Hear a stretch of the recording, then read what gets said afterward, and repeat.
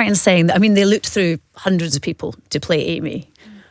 I mean, she nails it, doesn't she? She's so good. Smacks it out of the park, mate. Yeah. It really, really does. We're talking about the new Amy Winehouse movie, Back to Black, and I'm joined by the two stars from that film. Marisa Abela, who plays Amy Winehouse, and brilliantly, may I add. And also we have Jack O'Connell, who plays the love of Amy's life, Blake Fielder Civil. Thank you for coming and chatting today. Thanks for having us. I saw it on Friday. It's amazing. It's so good. It's like 2 and a bit hours. I was totally glued, could not move, and it's just incredible. I've no idea as well how easy it was to film in all those locations in London, because there were photographs when you were filming constantly coming out, paparazzi everywhere. Were you just being hounded wherever you went? We were really, yeah, kind of. But also, I guess, the kind of what do you expect if you're like walking out into the middle of Camden in a beehive?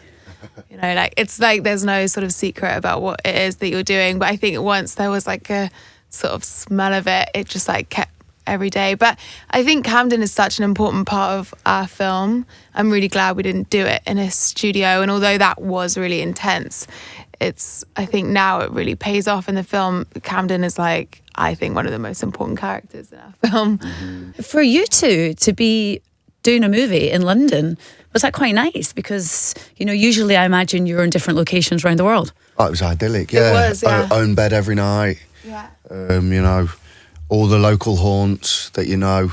Yeah. And love. Well, going back to the paparazzi of it all, I think it was quite frustrating because there were like looks and the moments that we were trying to preserve. Yeah. And you know, keep as a sort of reveal when the film come out. Yeah.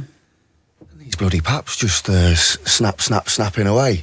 Yeah. And then running it the next day in a news outlet that I won't mention. But like just totally scuppering our any Yeah, it was crazy. hope of any secrecy.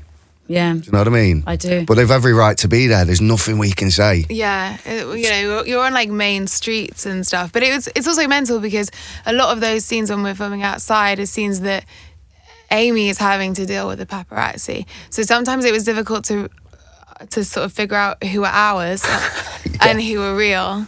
And in fact, sometimes they did try and get into our like extras who were playing Paps. Do you remember that? Yeah.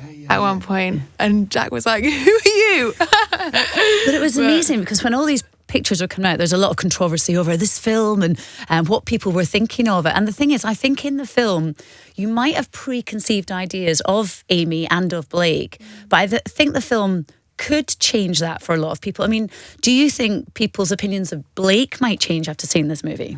Mine certainly did when I met Blake, because me, like anyone, obviously susceptible to formulating some sort of assessment on who he was, just by virtue of all the coverage he's had, whether he wanted it or not. So I went and met him, found I got on with him, found him to speak very honestly and genuinely about Amy and his time with her. So I really wanted to honour that. And I think what really fascinated me about this project is the script and Sam's telling of this story is guided mostly by the lyrics in Amy's music.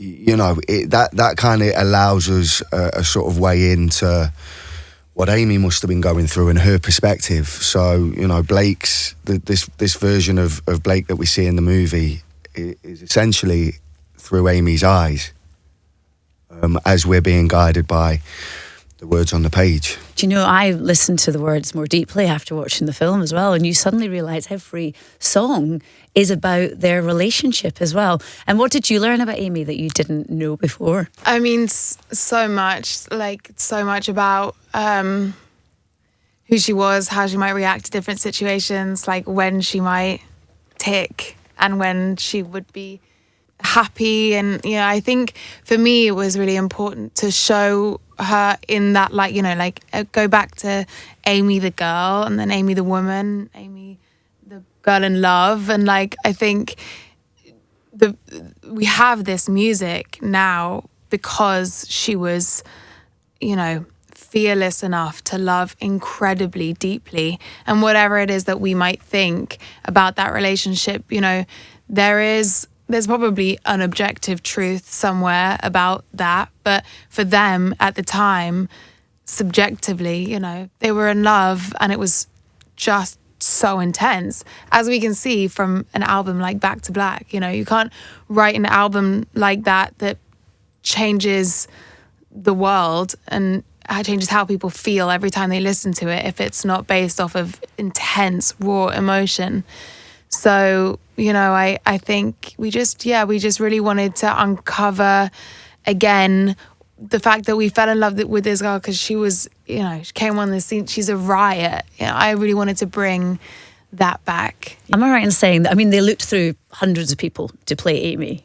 I mean, she nails it, doesn't she? She's so good. Smacks it out the park, mate. Yeah. It really, really does. When you become Amy, because they're talking about Amy boot camp, yeah. What did you have to do? I mean, yeah, you had to do the hair and the eyeliner, but there was so much more than that.